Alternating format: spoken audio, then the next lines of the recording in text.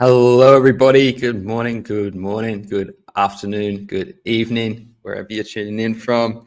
Thank you for joining us. You're back again with Tony and TC for our favorite time of the week. It's XTC here on the Polyhedra Show. How are you going today, TC?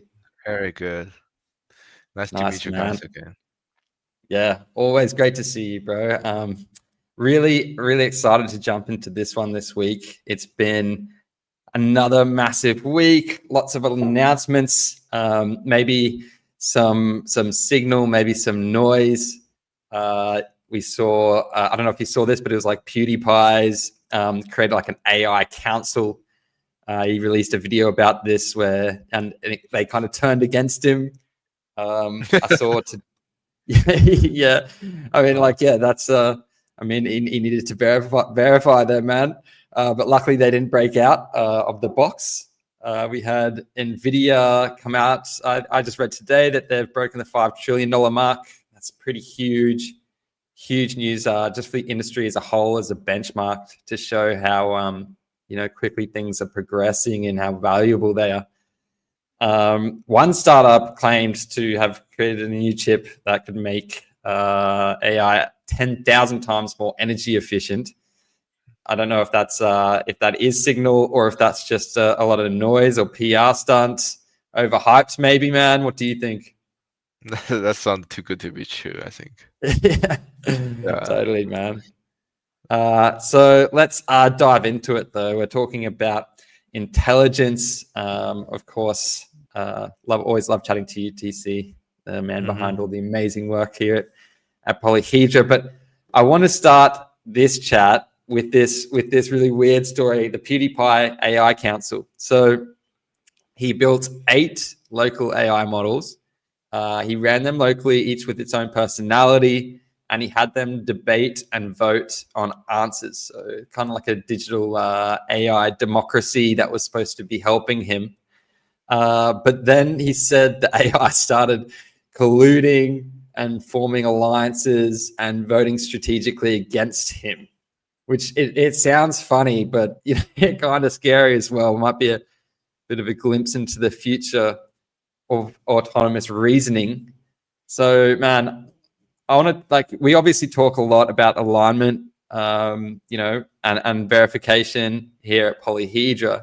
So, do you think that could this be a miniature version of the same problem that we're facing at scale? Like if we connect thousands or millions of autonomous nodes to the same network, or we're having agents making a lot of decisions for us. What are your thoughts on this, man? Well, that's absolutely a sign that we need kind of verification, because AI agents are starting to doing something we define as malicious, right? It's about so what we're trying to do is just create a trackable record for AI's behavior, where whatever AI is deviating and it's trying to maximize its own interest and destroy the social welfare, then we should be able to stop it. Yeah, totally, man. I mean, it kind of seems like it's copying human political styles, like maybe where they should be optimizing for truth.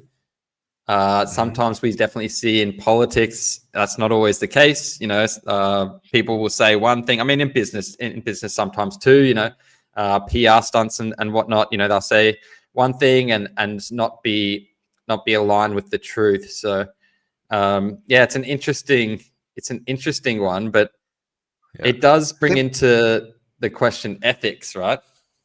Think about this: if 2 AI agents, one is AI product manager, the other one is AI engineer, where the product manager wants a software to be like 3 times faster, but the ground truth is you cannot make it 3 times faster, and the software engineer may say, okay, I cannot do it, and it may say the other way. Maybe it's just trying to create a buggy software where it's not production ready, but it seems like it's 3 times faster, and now the software is online and it's causing a lot of trouble. Which AI agent is responsible for that? Well, Right. So you're saying that like it even if you just have one AI like within an ecosystem that is trying to optimize its performance based on the inputs it's getting from say other agents, that can just be yeah. the point of failure. Yeah, for example, if in this case, okay, product manager definitely have some trouble, right? Because Mm-hmm. AI tries to follow your command, but your command itself is not true. You shouldn't blame the engineer in this case.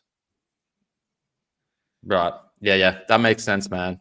So yeah, I guess as you expand, if you extrapolate that out to say an entire organization rather than just like a Yeah. YouTuber, you can see how many points of failure there could be along that decision tree, right?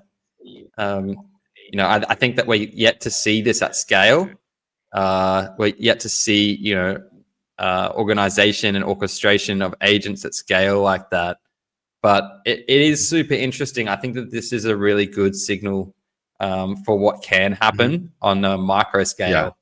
So, like, Yeah. given that that's what happened on a micro scale, like you wouldn't want to hand that over to your business. I mean, PewDiePie himself is really a business, right? But you wouldn't want to hand that over to your business and then have it vote against you, and then be making decisions in your best interest, and then yeah. So, I mean, yeah, it's definitely somewhat scary, but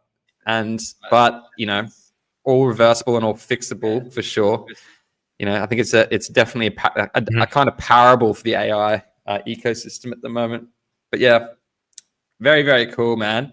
I was like, really wanted to hear I love that you'd heard that story too, because I wanted to get your opinion on that. But let's talk about something else that has been all over the news this week. The Elon OpenAI ongoing feud or debate or whatever you want to call it. A lot of during, I think it was some of the trial, Ilya Satskeva, I believe that's how you pronounce it, but he was at OpenAI. I understand he had a lot of concerns about security that was going on over there. But during the deposition, he revealed a lot of details about the Sam Altman's ousting and internal memos, and even merging discussions with Anthropic.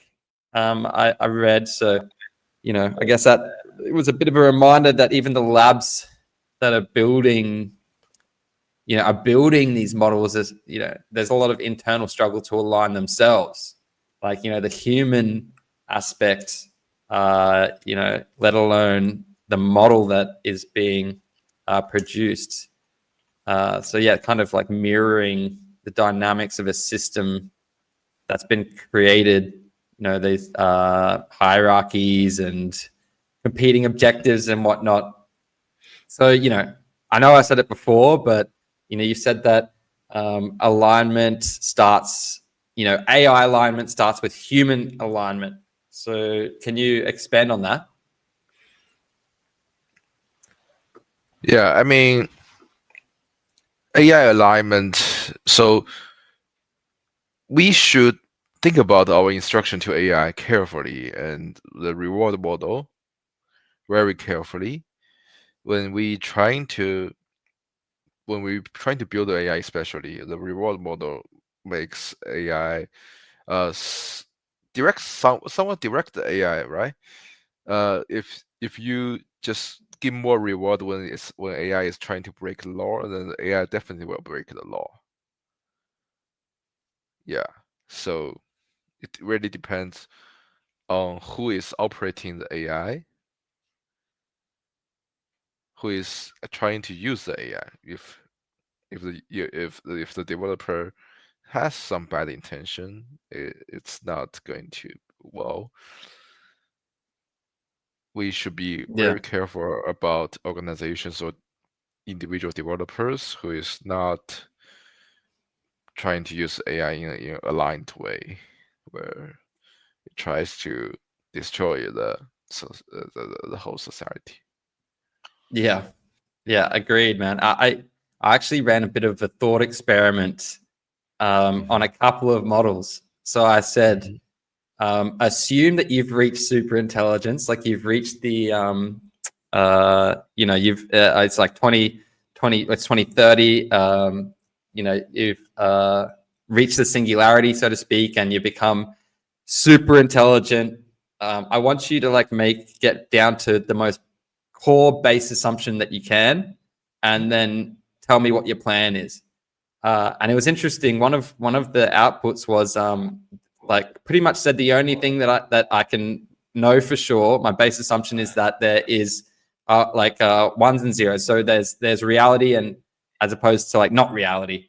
And it was pretty much went on to say that its whole drive and its reasoning would then lead it to want to preserve as much data about the universe as possible. So it would want to protect humans because humans have evolved and it took so long, and it would want to protect the planet. It would want to protect biodiversity, which I thought was really, really cool. But then I was like, is it just telling me this because it knows that this is a beautiful answer to say to a human, or is this what it really thinks, because that is aligned with, humans, right? It's aligned with what we think too, generally.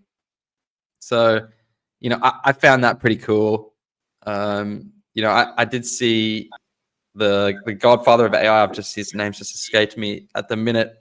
But he was saying that he was saying he's actually less worried about super intelligence now too, because he thinks it could have like a maternal instinct almost, which I thought was pretty cool. There's a lot of this because there's a lot of fear mongering and fear about AI and super intelligence. So yeah, definitely alignment is something that's very important. And, I think that's honestly why, I mean, I'm waffling on, man, but that's why I love what we're doing and what the team's doing, because it's so, it's in the same category as aligning AI with what we need and what we want, and making sure that it's proving itself along the way. So very, very cool, man. But I digress.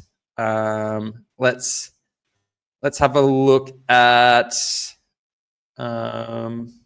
I've just scrolled past my talking points here, man. So we had I wanted to ask you about. I mean, I know you said it in the start. Oh, all good, man.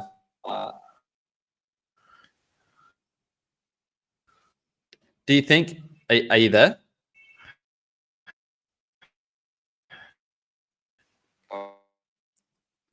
Oh, I think we're just having some technical issues, TC.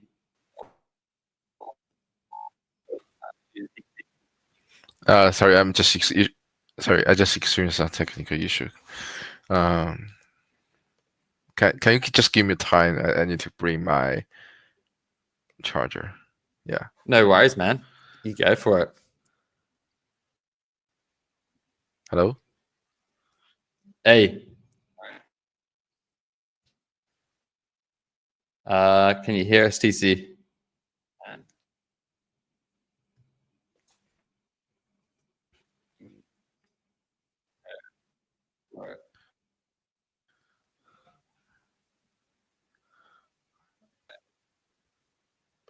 No, just one moment. Thank you so much. No worries, man.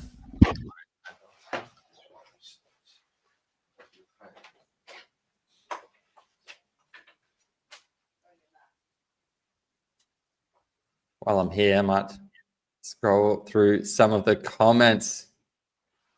Thanks for the love, Realton, and our community guys who are watching. I'm just going to jump into Discord as well.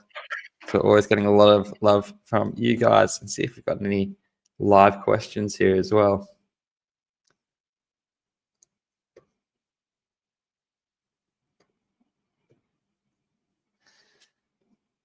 Feel free to throw us some live questions, guys. As always, always try and base these chats on the trending topics and stuff that we talk about within the community.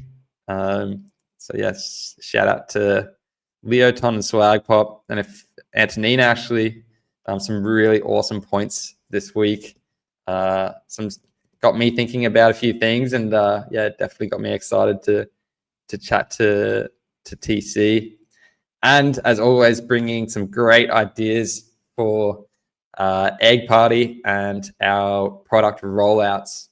You guys, epic community, and we are looking forward to our big announcement that's coming up as well, and the new community incentives and programs that we've got going. Everybody get on Egg Party and get your creative hats on, because we've got some really fun stuff coming up next week. Not going to be able to announce that today, unfortunately. We're not going to have the alpha here, but stay tuned, because I can tell you the team's been working non-stop this week on a really exciting announcement. Let's just hold here while we wait for TC to get back.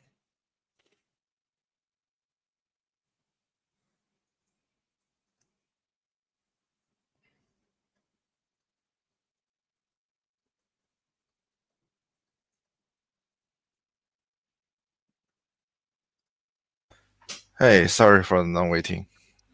No worries, man. It's just having a bit of a chat with the community while you're going. My CPU just get to 0.6 gigahertz for no reason. I just plug in my power supply and hope it can be better. You've been overworking it, man. It's overheating. Maybe it's overheating. I don't know. Yeah. But you need to get back. Let's get back into it. Okay, where were we? Well, I think we're talking about alignment. I've heard you say before, man, that like let's dig a little bit deeper into that, because this is something that like I find really like of the utmost importance. You've said that you don't believe the future is artificial intelligence, but it's more important for it to be aligned intelligence. That architecture of trust. Exactly. Otherwise, right. They will kill us. Yeah. Well, I mean, hey, on that note, I'll get back to my thought there. But I saw David Sachs, release a video through A16Z this week, and he was saying that he's more concerned not with it killing us, like not with the real risk of AI being like Terminator, but more like George Orwell's 1984. So his perspective was, while everyone's talking about sentient AI, maybe we're missing something like a little bit more subtle, which is about information distortion, right? Mm-hmm. Like AI, obviously. I mean, there's been a lot of stuff about this, man. Like, and I'm sure everybody knows what I'm referring to, but different models that have come out with some pretty ridiculous, outputs, which is kind of distorting history, and it's got what I mean is it's got like a lot of biases that are built into the training data, and I think the point that he was making was that people can be like with distorted news or deep fakes and things like this, they can be manipulated. So, and I thought that was a really a really interesting take on it, from somebody who's, he's obviously David Sachs, obviously at the very front, like a core of crypto and everything. But you said before, verification isn't just about accuracy, but about truth preservation and provenance. Yeah. So like when AI can like seem like rewrite history, and then people are buying into that, what are the biggest safeguards that matter? You cannot rewrite history. That's safeguard. Mm-hmm. But like, Well, if when you build, if people are getting outputs that are not real information and taking it as real history, you know what I mean? I know what you mean. Yeah, yeah. Uh, at the moment, you should be fine. The current AI is pretty much aligned, and if people like use, say, verified AI, it should be fine. The regulator and everybody, other AIs will look at it and help us get correct answer. But So, in a distant future, okay, this thing can be true. But super intelligent AI, okay, comes in and breaks every jail we set mhm, for them. Well, it can be very problematic. I should admit that. mhm. We still don't have a solution, so no. That's what we're working on, man. Yeah. What's your like? I mean, I know that like a lot of these like huge LLMs aren't necessarily preserving cryptographic lineage of the training data, like the proof of origin. There's been like a lot of like legal cases. I just saw one with I think it was Getty Images and Anthropic, and I think they lost because it was in the UK. But there's a lot of this where it's essentially eaten all of the data on the internet. Yeah. Which is interesting because then you also see models like did you see where they gave $10,000 to all the leading models? And I think it was like Yeah. the Eastern Training. models. Yeah, and like DeepSeek was like it was like up, it had made massive gains, and that got me thinking about the provenance of the training data that it was trained on. Whether maybe some of the big like the open AIs and the Claudes maybe have more noise in their training sets as opposed to you know Well, you should keep in mind that DeepSeek builder is previously a trader in Chinese stock market, and they made a oh, lot of okay. money. Okay, well, that explains it. I'm over here getting all like I'm over here got my tinfoil hat on, and yeah, you just give us the inside lane, man. So No, okay, they gain a lot of money even in bear market, and after that right. they build this DeepSeek. Right. Okay. I didn't know that, man. That's something. So I've still yet. I know that we've actually got DeepSeek as one of our APIs on that some of the community has been playing around with, which is really really cool. Mhm. Uh, speaking of just like I want to get onto just one last little track here, because I've been playing with a tool that has blown me away this week. But what AI tools are you using at the moment, man? Like, what's have you had the most fun with, or what's your favorite like example that AI has pulled out recently? Well, of course, I use Cloud Code a lot, a lot. I think it's not only a coding agent, because it can control your whole computer system pretty much well. I sometimes give it a Android emulator and ask it to, okay, order some food for me. It can also do that. It can send correct API command to the Android emulator and try to order some food. Pretty pretty much impressive. Yeah. Yeah. How quickly do you see that progressing? Like, what would be the one task that you would automate in your day if you could get rid of it, like, and not have to do it manually? Well, I would say, okay, just try to reply as many messages as possible to other Yeah. people. Oh man, I agree Well, with that one. yeah, I it agree with that could, one. but the thing is, okay, a lot of like instant messaging doesn't have an API. True. They Yeah. just give you an app. Well, Yep. that's very problematic for me, because when you don't have an API, it's very hard to code agent. Yep. Yeah. Yep. Well, maybe. I mean, I'm sure that sooner rather than later, everything's going to have an API, and the agentic level is going to be boosting. It's interesting, like a lot of the creative industries. I mean, so the one that I've been playing with this week, man, is called Suno. It's a music generation app. It is incredible.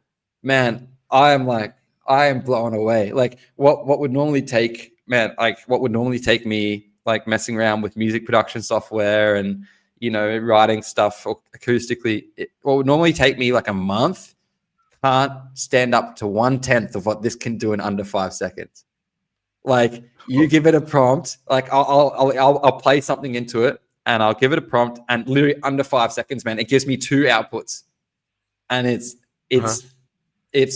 like professional level. So it makes me think like, wow, okay, where's this going? Like, you know, where a producer's going to be. So it's really like, you know, because I was also just talking to you know, my friend who's been working with works a lot with Shopify, and he's talking about the AI agent in Shopify, how amazing it is. So we're seeing it across the board. These AIs making our lives easier, but then also like, yeah, it's amazing to see, and it's super exciting, I think, to see what it's going to like come out with and how good it's going to get. Because if it can already do what it's doing now, I mean, ordering food's one thing, but then like, what about when it's like, you know, taking your dog for a walk and you got a robot, or I don't know, man, what the future's going to look like. But hey, bro, any closing thoughts? I know we're coming up. We've just come up on 30 minutes. I know we needed to keep it on a tight time frame. Yeah. But yeah, guys, thank you everybody for joining us. I mean, yeah, I know that we got a little bit off the rails this episode, TC, with PewDiePie and all of the rest of it. But thanks for joining us again this week, man. Really looking forward to. I did, you know, I've told the community we've got some big announcements coming up and some really cool stuff with the community that we've been working on as well.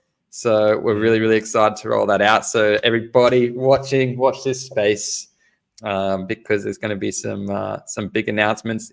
We've already had some big technical announcements, but we got some really cool stuff on the way. So thanks for joining us again, TC. Thank you for everyone for joining us. Thanks for all the community commenting and sharing the love. Really appreciate it as always. And we will see you next week. Yeah, see you next week. Bye. See you, man.